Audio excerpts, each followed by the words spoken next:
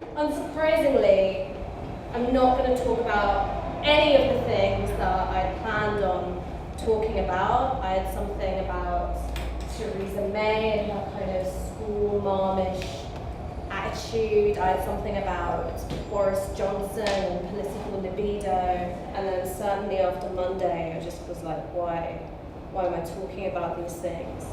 Are we going to do what Sky News does, and God help me, I know that I do as well, which is perceive politics as a series of short-term set pieces?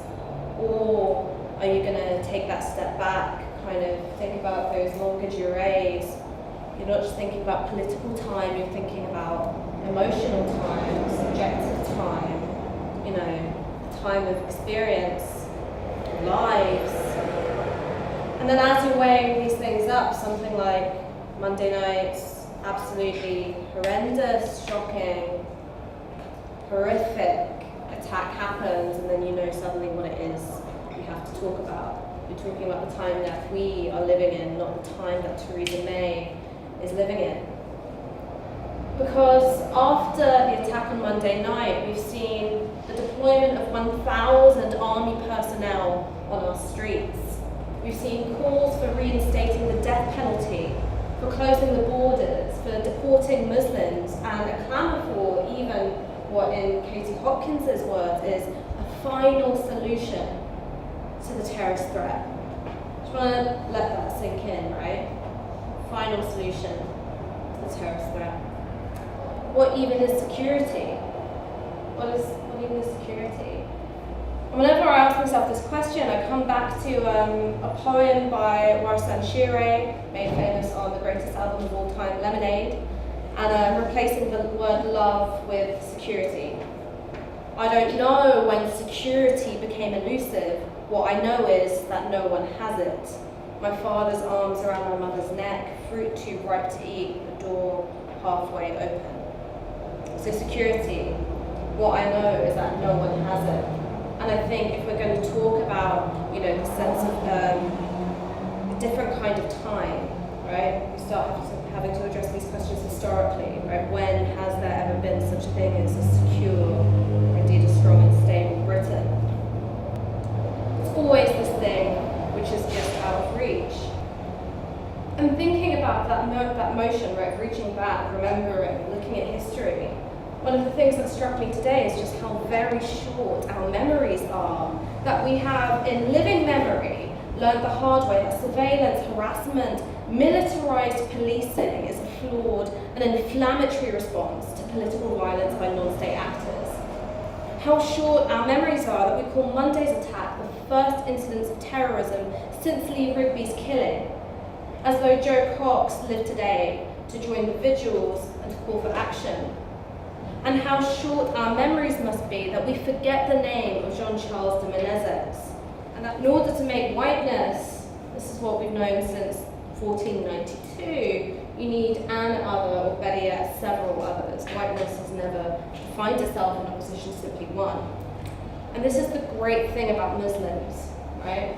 I say this as one. I'm currently disguised as a Hindu just to get by in central London, but, we can be anyone. Do you have to be Muslim to be racialized as a Muslim?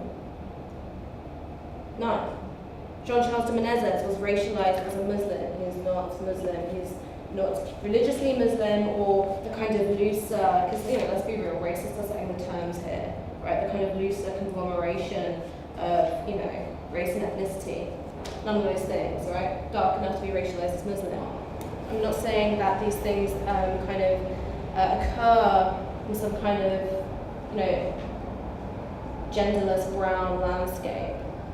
The body of the Muslim woman is one of the most tussled over and fraught identitarian and political formations, I think, in modern existence. But I think this comes down to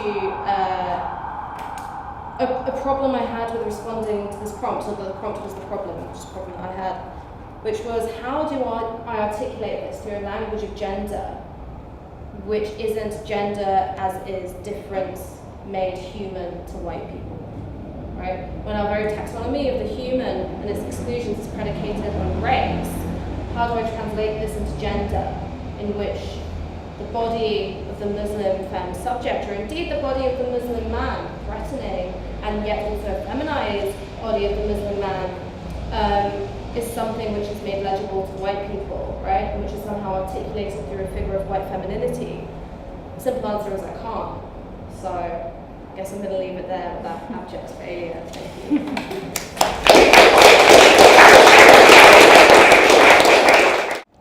I'll be asking you all to think about how Johnson and Corbyn both variously exploit and repudiate their feminized political personas.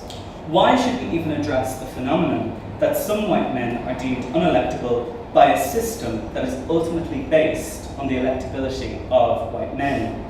Well, because I think this phenomenon, hardwired as it is into British political culture since at least the Age of Enlightenment, remains the default setting for who gets to wield power.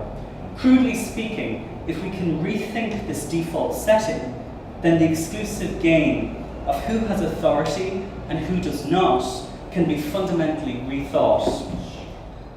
We might usefully make comparisons between Johnson's political persona, Bojo, and the hyper-camp of Donald Trump. Johnson and Trump employ their outrageous spectacles of camp to great populist effect. Far from unsettling their supporters, their brand of camp reassures straight white men because it affirms that they can really do and say whatever they want. One man took quite a nasty swipe at Corbyn's overgrown garden. The idea of an Englishman and his well-kept garden is long-standing, and I expect that this comment is really about Corbyn's effeminate relationship to phallic power. Corbyn cannot manage his own garden, he cannot render himself or his environs productive. The picture here of him posing with an overgrown marrow at a garden centre in Brighton rehearses the anti-effeminate belief that Corbyn's power, his phallic equivalence with other men, is a big, fat joke. Writing about the pervasiveness of effeminacy in 1757, John Brown thought that England was on the verge of imminent cultural collapse. Not only have men sunk into effeminacy, but women have also advanced into boldness, leaving their peculiar and characteristic manners confounded and lost. As a result of the perceived effeminacy of both men and women, Brown feared that Britain's patriotic spirit of national defence had been zapped, as effeminate minds cannot contain public spirit or love of our country. I think that Brown's firm belief that effeminate men cannot be patriotic is deeply imbricated in political culture in the West. It is an ingrained belief that continues to have ramifications for contemporary queer subjects whose bodies, practices, and desires eschew heteronormative rubrics. If effeminate men cannot be patriotic, then they also cannot be invested with political power. To be effeminate is, by its very definition, to be an enemy of the state.